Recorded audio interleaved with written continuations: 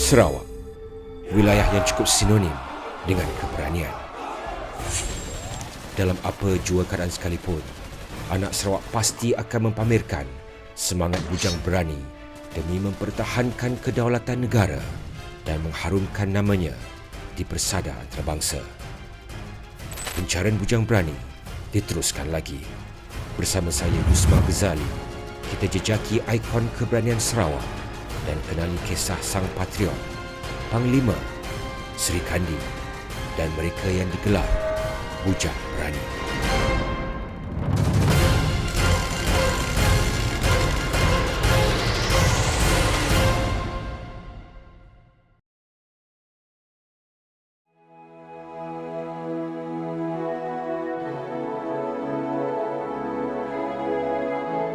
Dalam episod kali ini, kita akan mengenali dua orang wanita yang memiliki ciri-ciri yang dicari sebagai seorang bujang berani. Mereka telah mempamerkan kegigihan, ketabahan dan yang paling penting sekali, keberanian untuk mencapai apa yang diimpikan. Dalam masa yang sama, mereka juga telah memperkasakan golongan wanita dan mengangkat martabat masyarakat yang terpinggir. Untuk mengenali kisah hidup bujang berani kita yang pertama, kami telah mengembara ke Miri untuk bersama Temenggong Elizabeth Deng, wanita Orang Ulu yang pertama di Sarawak, dilantik sebagai seorang ketua masyarakat. My name is Elizabeth Deng. I'm a Kayan from Long Laput. I was born in 1961, February to be specific. My father is a Kayan from Long Laput. He is Pemancar Dengwan. My father, exemplary, respectable leader, very kind, gentle but firm father to us. And my mother, a Kenya, her name is Mujanwan, from Uma Aceh, with a very strong faith, very patient, raising 8 children, and I'm being the eldest among the family. Sebagai anak sulung seorang pemancar, sudah pasti Elizabeth akan terdedah kepada aktiviti-aktiviti kemasyarakatan yang selalunya melibatkan elemen kebudayaan. Being my father, being the leader of the community, we have a lot of guests coming to our house, so we have to entertain. Then I am among one of the dancers. Whether I know how to dance or not, I was asked to perform by my father.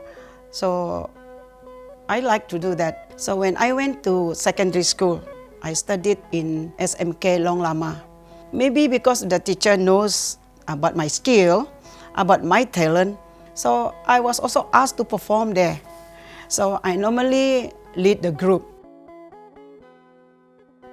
Daripada seorang pemimpin sebuah kumpulan tarian, siapa sangka satu hari Elizabeth akan mengetuai kaumnya sendiri. Apakah agaknya yang mendorong Elizabeth untuk menjadi seorang pemimpin masyarakat?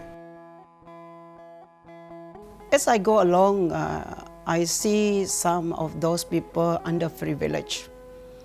If I don't do it, who will do it? If not now, when? It just comes naturally in me that I feel that is part of my job, that is part of my responsibility to look after the welfare and well-being of my people. So thank God that after what I did, a lot of people tend to open up now. And a lot of ladies, a lot of women, the Kayan women in particular, follow my footsteps. So I believe in leaders create more leaders. So that is what I do until today. Yeah. Ditemani suaminya Encik Edward Kuati, Elizabeth cukup bersemangat bila menceritakan tentang apa yang ingin beliau lakukan buat kaumnya. Bagi seorang yang mengenali isi hati Elizabeth, apakah pada pendapat Edward keistimewaan isterinya sebagai seorang pemimpin?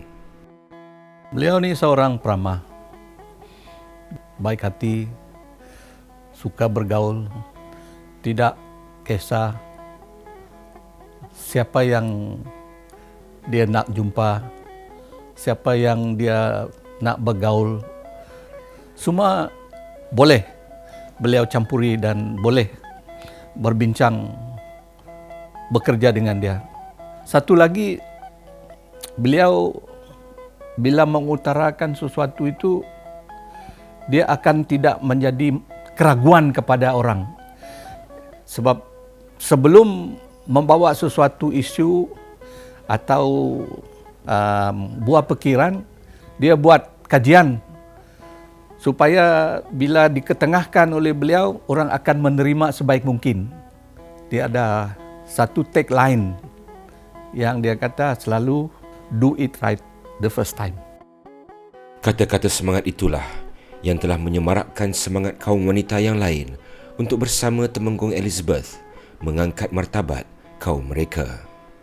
Salah seorang daripadanya ialah Puan Magdalene Ajang, rakan sekolah Temenggong Elizabeth semasa di kampung. We share the same interest. This Sabbath, Temenggong Elizabeth is interested to assist people who are in need. She is always thinking of what is good for the community.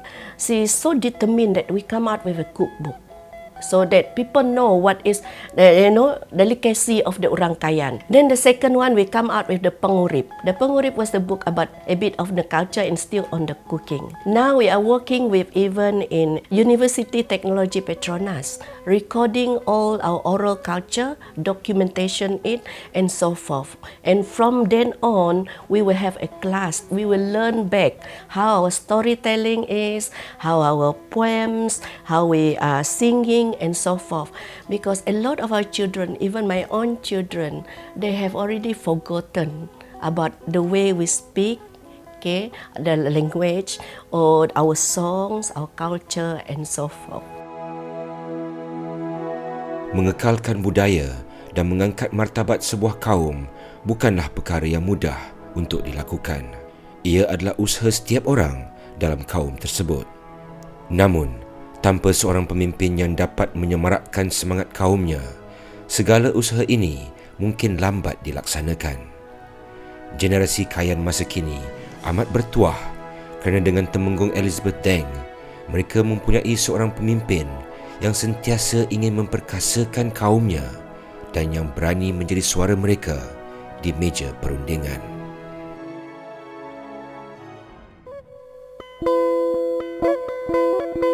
Sebelum ini, kita telah mengetahui sedikit sebanyak mengenai asal-usul dan perwatakan bujang berani kita, Temenggong Elizabeth Deng.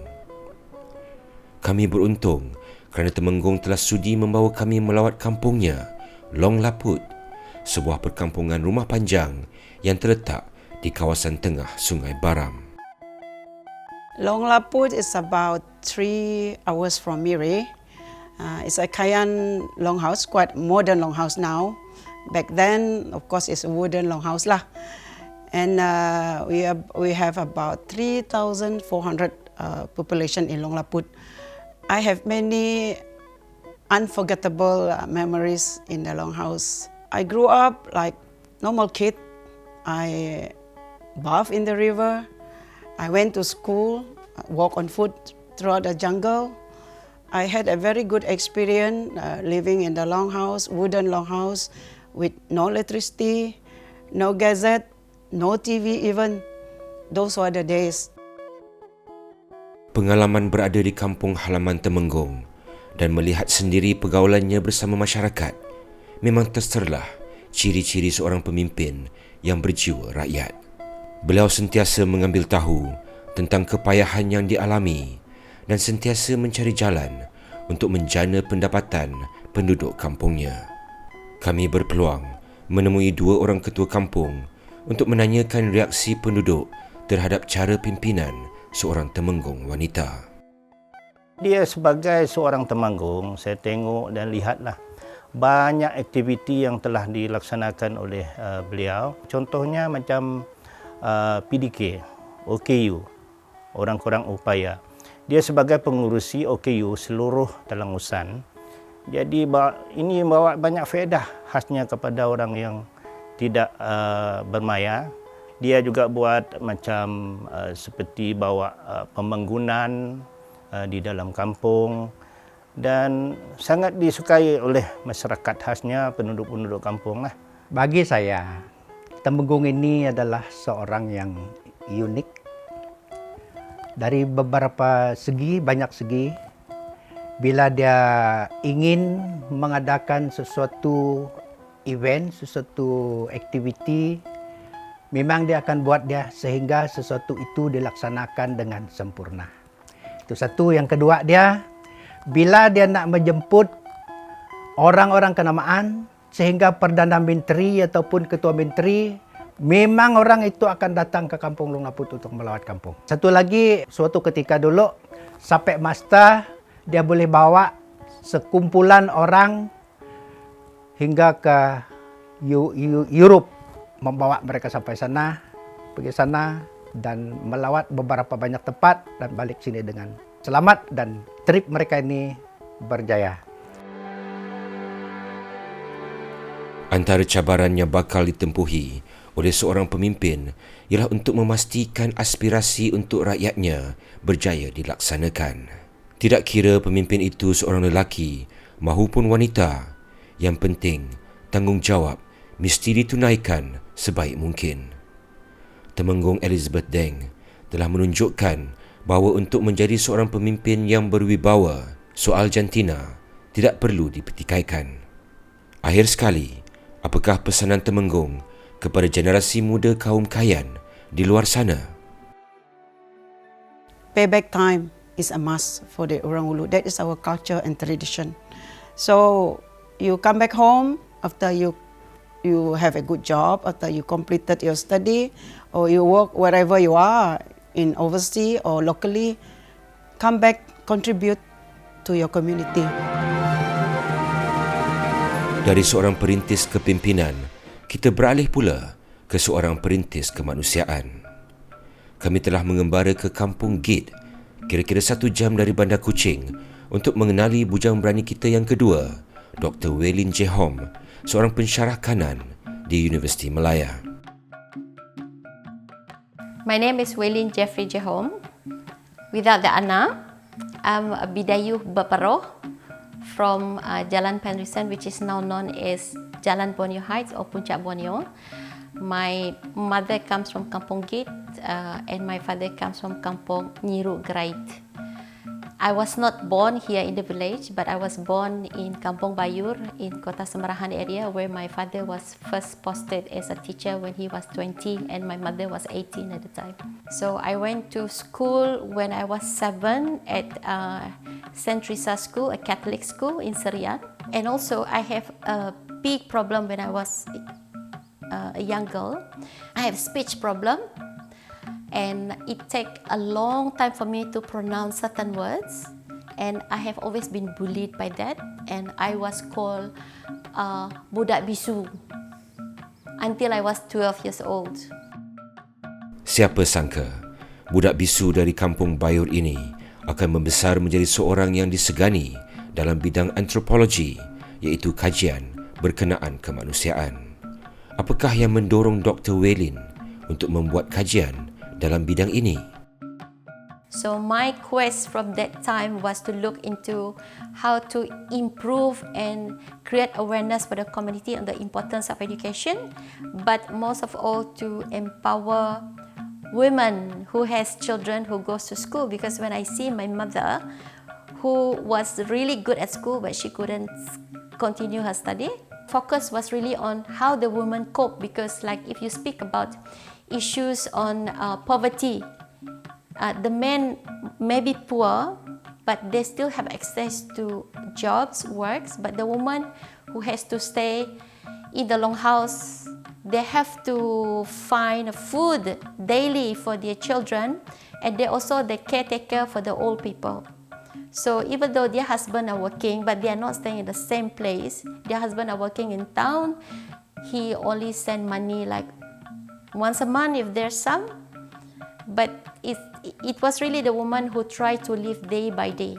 So that's how my research started. Kami sempat menemui ibu bapa Dr Welyne untuk mendapatkan reaksi mereka tentang pencapaian dan juga minat anak sulung mereka ini. Sebagai ibu bapa, kami rasa sangat-sangat bangga oleh kerana di Kampung Git dengan Kampung Nyiru ini dia yang first one masuk universiti dan graduate. Itulah saya kata semua dia suka buat. Nak pergi masuk home science tu, belajar sains rumah tangga tu pun dia mau, pun dia ikut. Semua benda dia ikut. Yang saya pesan tu cuma saya pandai-pandailah jaga diri. Itu saja. Sebab kamu dah besar. Itulah pesan seorang ibu selepas anaknya sudah menemui hala tuju dan impian hidup mereka sendiri.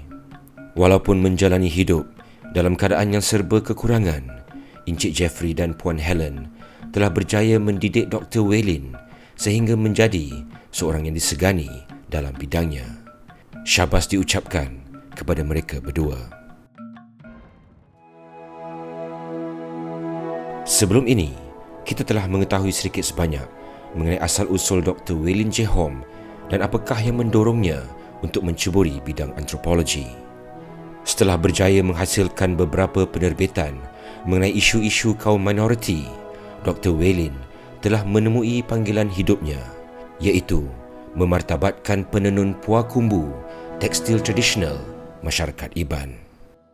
First time I saw puah kumbu was at the main bazaar in Kuching. These are all like not nice looking textile, you know. And I always think that what are the thing in this puah kumbu? I didn't know anything because, like everybody else, I only know it as a table runner. And I did a bit more readings and research. It was very fascinating because it seems like to me there's so much into this traditional textile that the local has not really ventured and it's a dying art. 2012, I did a pilot study. I went to Kapit. I went to one of the longhouse. I was staying there for 3 weeks just to understand how it is made. But I know there is another longhouse that has been very popular, but no one able to reach that longhouse because you need to know somebody that knows somebody from the longhouse. Rumah panjang yang dimaksudkan ialah rumah gare yang terletak di Sungai Kain, Kapit, dan takdir telah menemukan Dr Welyne dengan penenun utama dari rumah panjang ini. It was falling in love at first sight with her. So she invited me to the longhouse, and there goes. For 7 years, I have been going to that longhouse to document the motif, the story, the folklores, and also to understand how the dye was made. And I understand that they are actually doing a vegetal-based natural dye, which is not really influenced by the Western way of making dyes. Penghasilan puah kumbu ialah satu seni kraft yang sangat unik. Dari sudut seorang ahli antropologi, apakah yang cuba dipaparkan oleh Dr Welyne dalam kajiannya mengenai puah kumbu ini? In 2013, the first time I went to the longhouse, my question was, if puah kumbu is such expensive textile and their expertise is highly valued, how come they're still living the way they live now? You see poverty 360 degrees. The kitchen, the place they are living, there's not even proper toilets, not even proper shower. So I was not so much interested in the puah kumbu at the time, but I was interested in who were the people who makes the puah kumbu. And it took me 3 years, in fact, to work with the women there because they are very territorial. They also don't really share knowledge. And it took me a long time to establish the network, the trust. 2015, we had our first exhibition where I actually invited them to University Malaya. And they see what I do. Only then they started to open up and share the folklores, and I managed to do a lot of documentations, and we keep that in our database. Semangat Dr Welyne untuk mengangkat nilai puah kumbu dan memberi penghargaan kepada penenunnya telah mendorong beliau untuk mencari pendekatan baru bagi berkongsi keunikan di sebalik penghasilan puah kumbu. We presented puah kumbu stories, folklores through digitalizations, and we call it polysensory exhibitions because it's a kind of interactive communication between visitors with the subject study. We show folklore through animation with beautiful colors, with the master weaver telling in Iban, but we have subtitles. The way we presented the data is very interesting because it captured not just adult but school children. We have an application we call Pua Explorer. So the software that we created, it actually morphed the abstract motif into something real based on the advice of the master weaver. And that's when I realized that actually anything traditional that you have that you think that younger people are not interested, you can make them interested to know more by presenting it in the way which is familiar to them, like the gadget, digitization. So it is also a way of conservation, because if you keep the pua kumbu one day will rot and it's only one piece. If you have the intangible knowledge, you can actually share to many and it will stay. Apakah yang diharap dapat dicapai melalui pendekatan yang diambil oleh Dr Welyne dalam mempertabatkan penenun pua kumbu itu sendiri? They all want to sell their pua kumbu, but there's no quality control. They don't know about accounts. They don't know where to sell. There's only 2-3 people who knows how to sell, and these 2-3 people are the one who always at the front to sell because they are the one who have been traveling around. But the other woman did not understand how hard it is for these 3 women to go and sell and to talk about pua kumbu. So there is a big gap. So I try to fill in that gap in order to help this other woman, make them understand, them to have an idea on how it all works outside of the village. You know, because most of these women, they have only been in their village. So I become the connector to this outside world. In that sense, I feel that I have given them something valuable. They know how to give values to their work. For example, we actually calculate how much cash that they should get for certain amounts and certain measurements of the pua kumbu and different type of dye, how to improve it. You know, so it's all about giving them motivation. I mean, for me, that is empowering them. They are very independent now. They can sell, they can negotiate, they know their value, they know their skills, because before this, they were easily manipulated, especially in terms of pricing. Now they know how to stand their ground and to say, if I want to sell 1,005, you give me 1,005. Itulah dia, kisah 2 orang perintis yang telah mengorbankan masa dan tenaga dalam usaha untuk memperkasakan kaum wanita dan memartabatkan seni yang diwarisi turun-temurun.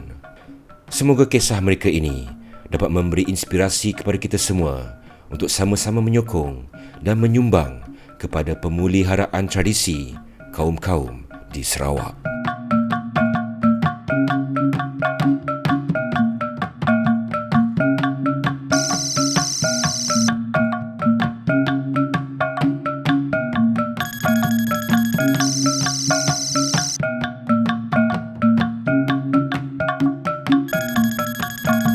Nyayang ni pernah kena tembak, tetapi 9 biji, 1 saja yang boleh lekat di belakang. Almost engine failure lah.